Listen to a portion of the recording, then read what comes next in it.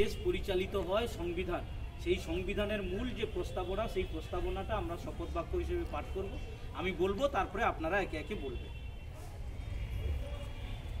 আমরা ভারতের জনগণ ভারতকে একটি সার্বভৌম সমাজতান্ত্রিক ধর্মনিরপেক্ষ গণতান্ত্রিক সমাজতন্ত্র রূপে গড়ে তুলতে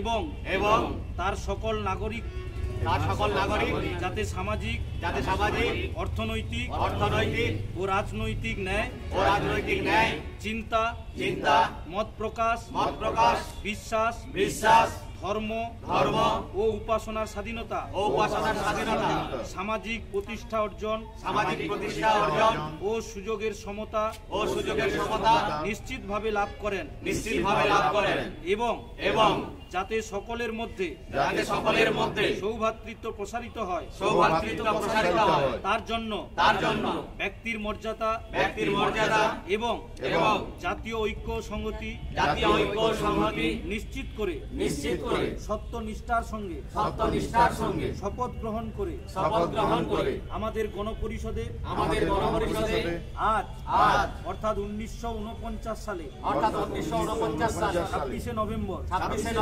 এত দ্বারা এই সংবিধান গ্রহণ বিধিবদ্ধ ও নিজেদের অর্পণ করছি।